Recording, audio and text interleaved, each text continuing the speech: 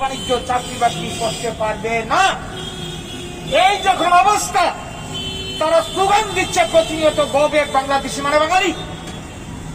এই যখন পরিস্থিতি, সেইখানে এক গ্রেটার টিপ্রাল্যান্ড করে এটার যে উদ্দেশ্য, বদ উদ্দেশ্য, ত্রিপুরার এডিসি এলাকাকে আরো সম্প্রসারিত করে গোটা এলাকাতে এডিসি কার্যকরী করবে।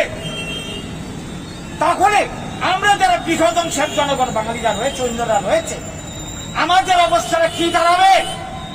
এডিসি এলাকাতে বাঙালির ভূমির অধিকার নেই, সমস্ত অধিকার শেষ। গোটা রাজ্যে যখন গ্রেটার টিপ্রাল্যান্ড হবে, আমরা বাঁচবো কি করে? কাজেই এটা অন্যায়, অযৌক্তিক দাবি। আমাদের বাঙালিকে ধ্বংস করার একটা গভীর ষড়যন্ত্র, চক্রান্ত। এই চক্রান্তে মদত জুগিয়ে চলেছে বর্তমান শাসক দল। এর আগে ত্রিপুরাতে যখন বামেরা ক্ষমতায় ছিল, এরা এই জনজাতি ভোট, ট্রাইবেল ভোট করাবার জন্য ক্ষমতার রাজনীতি করতে গিয়ে এডিসি তৈরি করেছিল, উগ্রপন্থীর আমদানি করেছিল। আজকে এইটাই এর লাস্ট পরিণাম হচ্ছে গ্রেটার টিপ্রাল্যান্ড। এইটা কোনো মতেই মানা যায় না। গ্রেটার টিপ্রাল্যান্ড হলে বাঙালির সর্বনাশ হবে, ত্রিপুরার উন্নয়ন ব্যাহত হবে, জাতি জনজাতির মধ্যে বিদ্বেষ বাড়বে, সামগ্রিকভাবে ত্রিপুরা পিছিয়ে যাবে।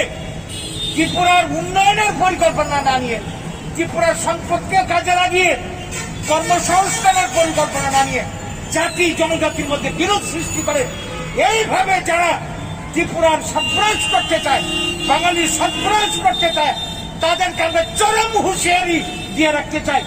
যেই বাঙালি স্বাধীনতার জন্য লড়াই করে প্রাণ দিয়েছিল, প্রয়োজনে জাতির অস্তিত্ব রক্ষার জন্য আবারও রক্ত দিতে প্রস্তুত। আমরা যা করতে হয় আমাদের অস্তিত্ব রক্ষার জন্য, আমরা শেষ পর্যন্ত তাই করতে বাধ্য হব। সেই দিকে যাতে আমাদেরকে ঠেলে দেওয়া না হয়, আমরা সবাইকে সাবধান করছি। এবং তাদেরকে যারা মদত জুগিয়ে চলেছে, বিজেপি থেকে শুরু করে সিপিএম, কংগ্রেস, রাজনৈতিক স্বার্থে তাদেরকেও সাবধান করে দিতে চাই। বাঙালি যাচ্ছে, বাঙালি মার খেতে খেতে এখন বুঝতে পারছে তার পায়ের তলে মাটি নেই। কাজেই বাঙালিকে আর খেপালে ভবিষ্যৎ ভালো হবে না কারো। আমরা সবাইকে নিয়ে বাঁচতে চাই, সমান অধিকার নিয়ে জাতি জনজাতি থাকবো। এইটা না করে যারা ক্ষমতা রাজনীতি করতে গিয়ে এই ধরনের ধ্বংসাত্মক কাজে হাত দিয়েছে, তারা সাবধান হন। এবং এই রাজ্যের গণতন্ত্র প্রিয় সবাই কাছে তলামত নির্বিশেষে আমরা বাঙালির পক্ষ থেকে আমাদের আবেদন, সবাই এগিয়ে আসুন।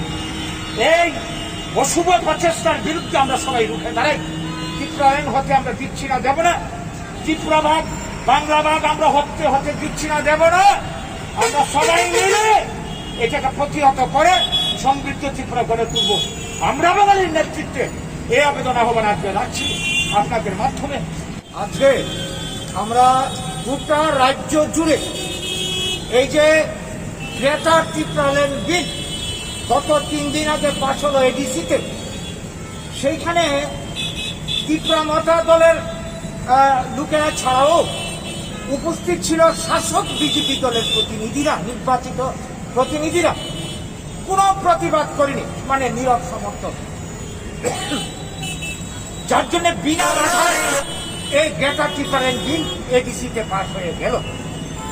তো এই যে গ্রেটার টিপ্রাল্যান্ড, আপনারা জানেন ত্রিপুরা রাজ্য মিশ্র বসতি, বাঙালি, জনজাতি এবং অন্যরা রয়েছে।